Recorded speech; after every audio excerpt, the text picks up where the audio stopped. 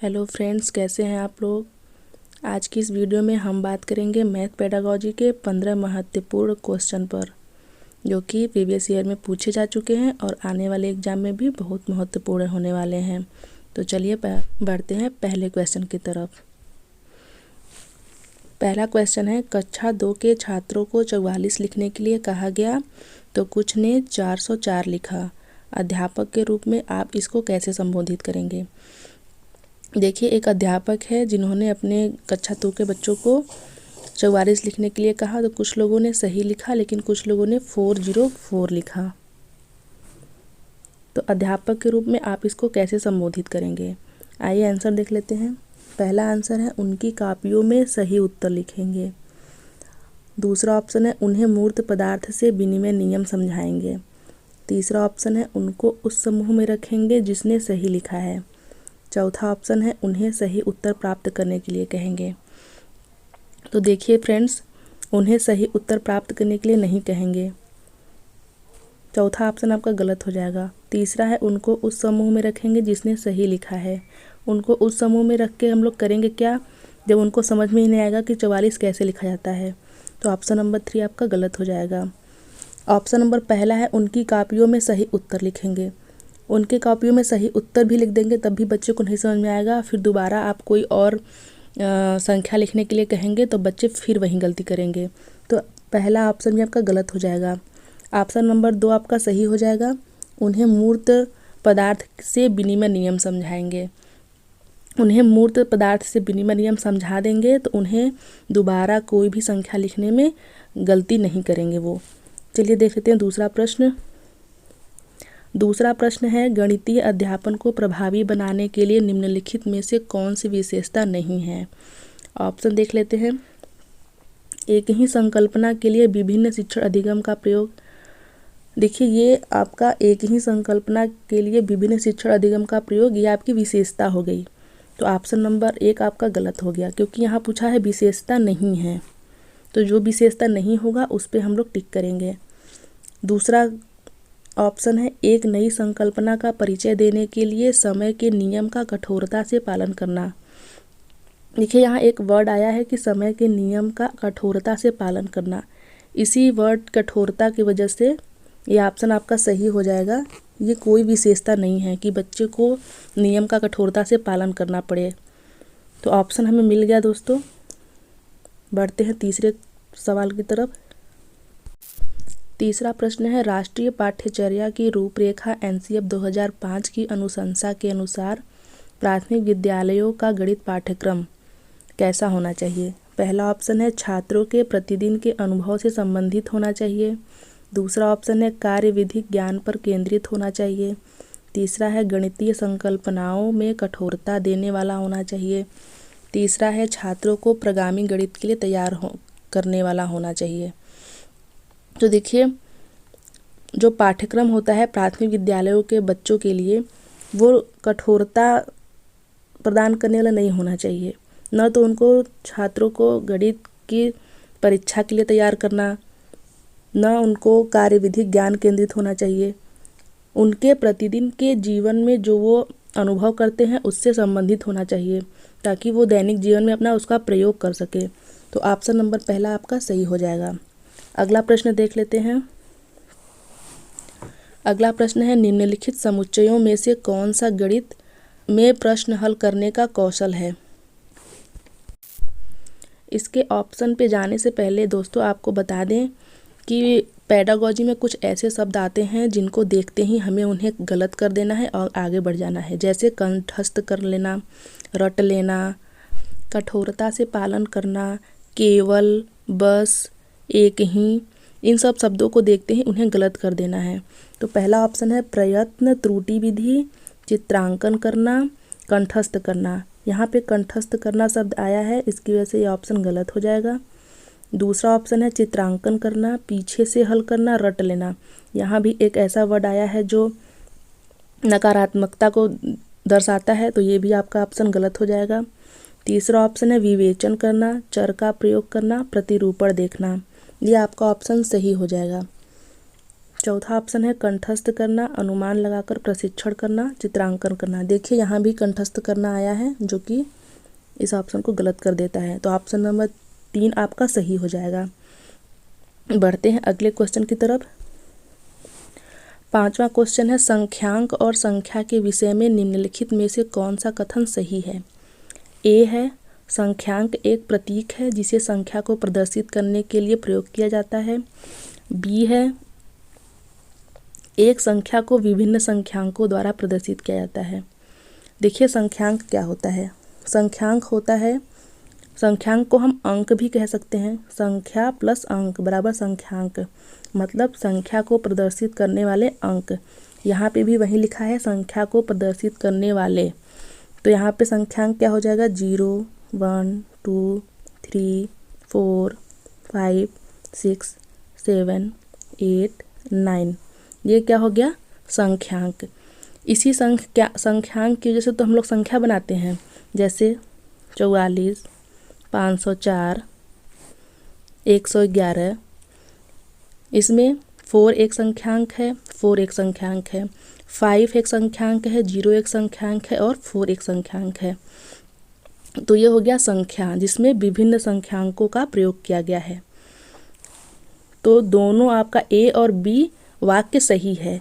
तो ऑप्शन देख लेते हैं। ऑप्शन नंबर 4 में क्या लिखा है, ए और बी दोनों शुद्ध हैं, तो ऑप्शन नंबर 4 आपका सही हो जाएगा। बढ़ते हैं अगले प्रश्न की तरफ। अगला प्रश्न है निम्नलिखित में से कौन सा गणितीय प्रक्रम नहीं है। गणितीय प्रक्रम नहीं है।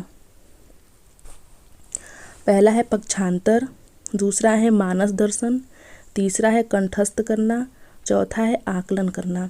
देखिए यहाँ पे कंठस्थ करना हमने आपको पिछले क्वेश्चन बताया है कि ये ऐसा शब्द है जो कि किसी भी पेडागोजी क्वेश्चन में, गणित में कहीं भी आ जाए तो उसको गलत करना है। और यहाँ पूछा है प्रक्रम नहीं है, तो ये कंठस्थ करना कोई प्रक्रम नहीं है। ऑप्शन नंबर 3 आपका सही हो जाएगा। बढ़ते हैं अगले क्वेश्चन की तरफ। क्वेश्चन नंबर 7 है समावेशित विद्यालय में आप अपनी कक्षा के दृष्टिबाधित छात्रों की आवश्यकताओं को कैसे पूरा करेंगे। देखिए समावेशित विद्यालय में आपके समावेशित बच्चे भी होते हैं, दृष्टिबाधित होते हैं, अच्छे बच्चे भी होते हैं, हर तरीके के बच्चे होते हैं। तो ऑप्शन देख लेते हैं। पहला है उन्हें उच्च उपलब्धि वाले छात्रों के साथ बैठाकर। उच्च उपलब्धि वाले छात्रों के साथ बैठाकर हम दृष्टिबाधित बच्चों की आवश्यकताओं को पूरा नहीं कर सकते, तो ये ऑप्शन आपका गलत हो जाएगा। दूसरा है शिक्षण अधिगम के वैकल्पिक प्रणालियों और साधनों का प्रयोग करके। देखिए ये ऑप्शन आपका सही है कि शिक्षण अधिगम में क्योंकि दृष्टिबाधित है तो उसे उस बच्चे को अलग अलग तरीके से सिखाना होगा, हाँ, तब उसकी जाके आवश्यकताएं पूरी होंगी। तीसरा है उन्हें विशेष शिक्षक के पास भेजकर। विशेष शिक्षक के पास भेजने पर भी उसकी आवश्यकताएं पूरी नहीं होंगी। उन्हें अभ्यास के लिए अतिरिक्त समय देकर, अभ्यास के लिए अतिरिक्त समय देकर भी दृष्टिबाधित छात्रों की आवश्यकताओं को पूरा नहीं कर सकते। तो आपका क्वेश्चन नंबर 7 का आंसर नंबर 2 सही हो जाएगा। बढ़ते हैं अगले क्वेश्चन की तरफ।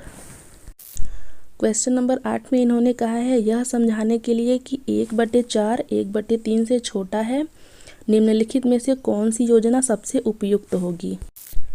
पहला ऑप्शन है लघुत्तम समापवर्तक विधि का प्रयोग करके। लघुत्तम समापवर्तक विधि का प्रयोग करके हम 1/3 को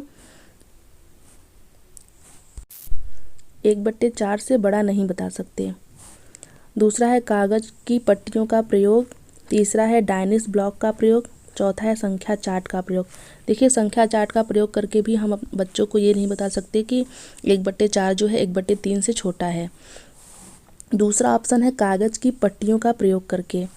देखिए कागज़ की पट्टियों का प्रयोग करके हम बच्चों को बता सकते हैं कि 1/4 जो है 1/3 से छोटा है। 2 कागज़ के टुकड़ों को लेंगे, एक को 3 भाग में बांटेंगे और एक को 4 भाग में बांटेंगे।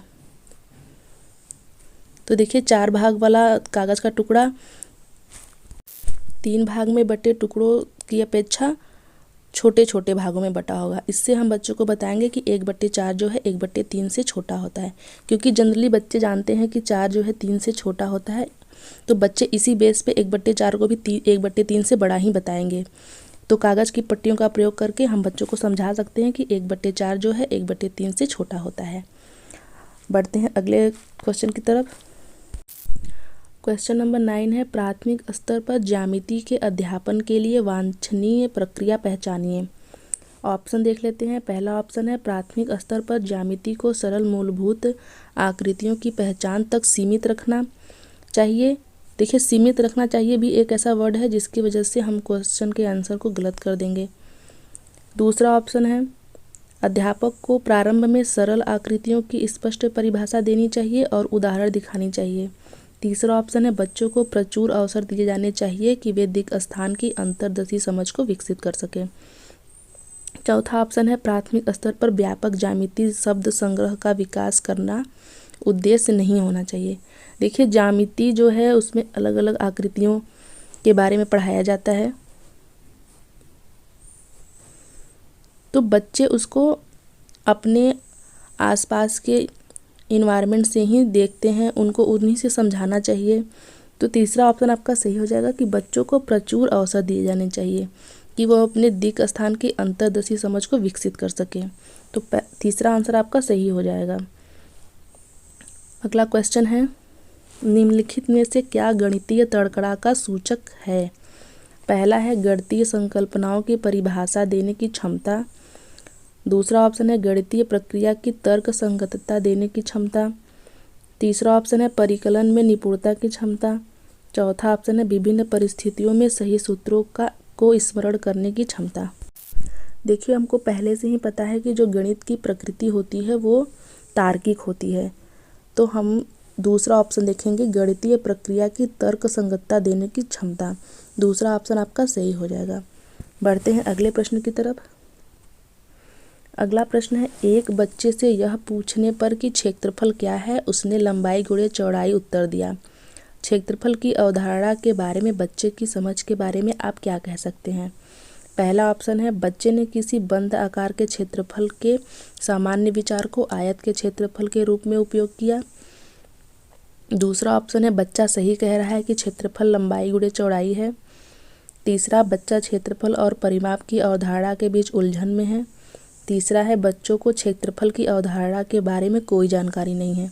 देखिए, तीसरा और चौथा ऑप्शन तो आपका पहले ही गलत हो जाएगा, क्योंकि बच्चे को जानकारी है इसलिए वो लंबाई गुणे चौड़ाई उत्तर दिया। और तीसरा ऑप्शन है कि क्षेत्रफल और परिमाप की अवधारणा के बीच उलझन में है। बच्चा बिल्कुल उलझन में नहीं है, बच्चे को पता है, इसलिए बच्चे ने ऑप्शन में आंसर में दिया कि लंबाई गुणे चौड़ाई, इसलिए तीसरा ऑप्शन भी गलत हो जाएगा। दूसरा ऑप्शन है, बच्चा सही कह रहा है कि क्षेत्रफल लंबाई गुणे चौड़ाई होता है। बच्चा सही तो कह रहा है कि क्षेत्रफल लंबाई गुणे चौड़ाई हो रहा है, लेकिन वो अपने दिमाग में ये सोच रहा है कि आयत का क्षेत्रफल हमसे पूछा गया है जो कि लंबाई गुणे चौड़ाई होती है। इसलिए पहला ऑप्शन आपका सही हो जाएगा कि बच्चे ने किसी भी बंद आकार के क्षेत्रफल के सामान्य विचार को आयत के क्षेत्रफल के रूप में उपयोग किया है। तो ऑप्शन नंबर पहला आपका सही हो जाएगा। बढ़ते हैं अगले प्रश्न की तरफ। अगला प्रश्न है, कक्षा में गणितीय वार्तालाप को प्रोत्साहित करने का सबसे उपयुक्त उद्देश्य निम्नलिखित में से कौन सा हो सकता है। पहला ऑप्शन है, गणित से डरने वाले बच्चों को कक्षा में आपस में बातचीत करने में सक्षम होना चाहिए। दूसरा ऑप्शन है, गणित के विषयों के बारे में कक्षा में बहस आयोजित की जानी चाहिए। तीसरा ऑप्शन है, बच्चों को गणित की कक्षा में प्रमेय और सूत्रों के वाचन में सक्षम होना चाहिए। चौथा आंसर है, गणितीय विवरणों के बारे में बात करते हुए उनका उपयोग करते समय बच्चों को एक सटीक भाषा का उपयोग करने में सक्षम होना चाहिए। देखिए, आपका चौथा आंसर सही हो जाएगा, क्योंकि पहला ऑप्शन है, गणित से डरने वाले बच्चों को आपस में बातचीत करने में सक्षम होना चाहिए, जरूरी नहीं है। दूसरा है, बहस आयोजित की जानी चाहिए, ये ऑप्शन भी आपका गलत हो जाएगा। तीसरा है, प्रमेय और सूत्रों से वाचन में सक्षम होना चाहिए, जरूरी नहीं है कि बच्चा जो है कक्षा में गणितीय वार्तालाप को प्रोत्साहित करने के लिए सूत्रों और प्रमेय में का वाचन करने में सक्षम हो। आंसर नंबर 4 आपका सही हो जाएगा। बढ़ते हैं अगले प्रश्न की तरफ। अगला प्रश्न है, विद्यार्थियों को निर्धारित सूत्र बताना। छोटे बच्चों में गणितीय विचार निम्न क्रम में विकसित किए जा सकते हैं। इनका कहना है कि छोटे बच्चों को किस तरीके से बताया जाए, किस क्रम में बताया जाए कि बच्चों में गणितीय विचार उत्पन्न हो। पहला देख लेते हैं, चित्र, संकेत, ठोस वस्तुएं। दूसरा है ठोस वस्तु, चित्र, संकेत। तीसरा है संकेत, चित्र और ठोस वस्तुएं। चौथा है ठोस वस्तुएं, संकेत और चित्र। देखिए, सबसे पहले बच्चा ठोस वस्तुओं से समझता है। जैसे आप जोड़ की अवधारणा बता रहे हैं बच्चों को, तो अपने हाथ में जो पेन लिए हैं, 2 पेन, बच्चों को बताएं कि देखिए बच्चों, एक पेन ये है, एक पेन ये है, दोनों को मिला दिया तो 2 पेन हो गया। फिर उसके बाद आप चित्र से समझाइए। ब्लैक बोर्ड पे 2 चित्र बना दीजिए पेन का। देखिए बच्चों, एक पेन ये है और एक पेन ये है, दोनों को मिला दिया तो बन गया 2 पेन। ठीक है, तो दूसरा हो गया चित्र के माध्यम से। फिर तीसरा है संकेत के माध्यम से। फिर आप बताइए कि 1 और 1 2 होता है, तो ये क्रम होना चाहिए बच्चों को किसी भी सूत्र को बताने के लिए। तो ऑप्शन नंबर आपका 2 सही हो जाएगा। ठोस वस्तुएं, फिर चित्र, फिर संकेत। बढ़ते हैं अगले प्रश्न की तरफ। अगला प्रश्न है, गणित विषय का पाठ्यक्रम में महत्व है क्योंकि यह। पहला ऑप्शन है विज्ञान विषयों के अध्ययन में सहायक है, बिल्कुल सहायक है। दूसरा है तर्क सम्मत सोच को विकसित करता है, हमने पहले भी पढ़ा कि गणित की प्रकृति जो है तार्किक होती है। तीसरा है व्यवहारिक जीवन में उपयोगी है। ये मोस्ट इम्पॉर्टेंट है कि गणित जो है व्यवहारिक जीवन में उपयोगी है। हम किसी भी दुकान पे जाते हैं कुछ भी खरीदने के लिए, तो हमें गणित का ही प्रयोग करना पड़ता है। तो ऑप्शन नंबर 4 आपका सही हो जाएगा, इनमें से सभी। बढ़ते हैं लास्ट प्रश्न की तरफ। राष्ट्रीय पाठ्यचर्या की रूपरेखा एनसीएफ 2005 के अनुसार विद्यालय में गणित उन परिस्थितियों में पनपता है जब। ऑप्शन देख लेते हैं कि गणित किन परिस्थितियों में पनपता है। दैनिक अभ्यास से बच्चों को सभी संकल्पनाएं सीखने के लिए विवश किया जाए। विवश करके किसी भी बच्चे के मन में गणित की परिस्थितियां उत्पन्न नहीं होती हैं, तो ऑप्शन नंबर 1 आपका गलत हो जाएगा। दूसरा होगा बच्चे सुनते हैं और अध्यापक सक्रियता से व्याख्या करते हैं, इन परिस्थितियों में भी गणित नहीं पनपता है। तीसरा ऑप्शन है बच्चे एक साथ सूत्रों का अभ्यास करते हैं और उन पर परीक्षा में प्रदर्शन करने का दबाव होता है। देखिए, किसी के ऊपर किसी चीज़ का दबाव है तो उन परिस्थितियों में उसके ऊपर कोई भी प्रभाव नहीं पड़ने वाला है कि उस स्थिति में आपका गणित पनपेगा एक बच्चे के मन में। चौथा ऑप्शन है गणित बच्चों के जीवन के अनुभव का हिस्सा हो जाए। ये आपका ऑप्शन सही है। देखिए, जो चीज़ जीवन का हिस्सा बन जाती है उसमें इंटरेस्ट आने लगता है। तो अगर बच्चे के जीवन के अनुभवों का हिस्सा बन जाए गणित, तो उनके मन में गणित पनपेगा, वो गणित के प्रति इंटरेस्ट। तो ये था आज का वीडियो। अगर वीडियो पसंद आई हो तो वीडियो को लाइक, चैनल को सब्सक्राइब जरूर करिएगा। मिलते हैं अगले वीडियो में, तब